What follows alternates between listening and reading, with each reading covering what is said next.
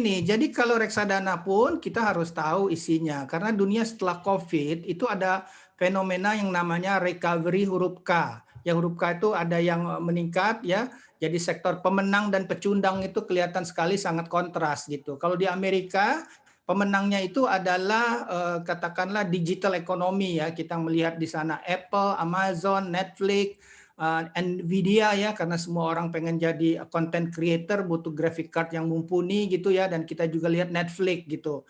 Kemudian saham farmasi dan juga saham yang terkait dengan remote workers ya. Adapun saham yang kalah itu saham aviation, saham keuangan seperti JP Morgan, Wells Fargo, dan juga saham kita lihat seperti saham minyak. Nah, di Indonesia ini orang bertanya-tanya siapakah wakil untuk digital ekonomi.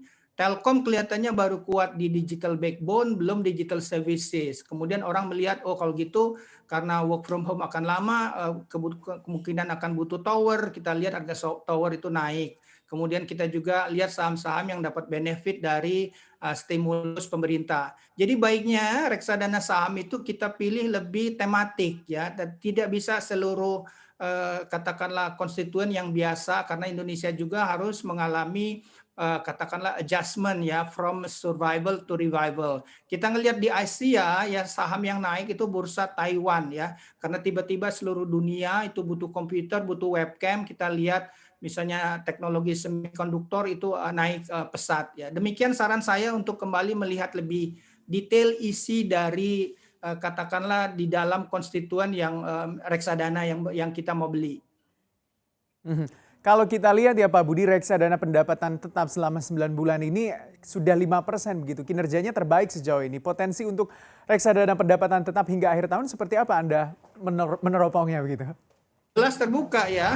Jangan mungkin banyak orang yang tidak tahu bahwa selama 10 tahun terakhir reksadana pendapatan tetap itu jauh mengalahkan reksadana saham ya gitu. Jadi karena ekonomi dunia slowing, kelebihan liquidity, suku bunga rendah ya. Saya sendiri udah positioning cukup banyak di reksadana pendapatan tetap ya.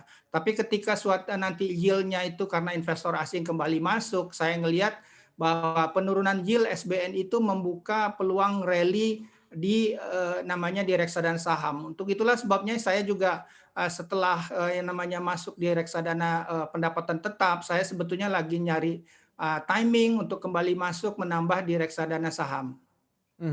Tadi Anda juga mengatakan bahwa reksadana saham kan itu tematik begitu ya Pak, dan sejauh ini kalau kita lihat pergerakannya negatif gitu. Tapi kalau Anda melihat sampai dengan akhir tahun masih ada kemungkinankah untuk bergerak positif Anda melihat untuk reksadana saham Pak Budi?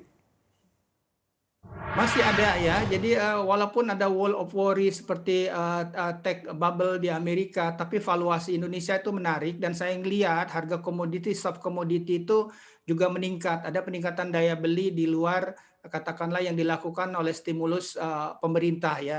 Jadi kita tetap harus melihat, dan yang penting sebetulnya gini, kalau di bahan TCW kami menggunakan istilah waiting for the three kings ya. Kings pertama, adakah stimulus yang cepat yang menunjukkan daya beli? Kita lihat statistik M1 growth itu udah naik 19,3%. That's good ya. The first thing udah datang gitu. The second king itu adalah masuknya dana asing di SBN. Kita lihat masih malu-malu.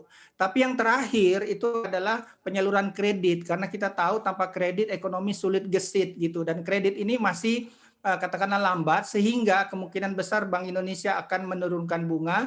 Jadi kalaupun masuk di saham, kita pilih saham yang interest rate sensitif.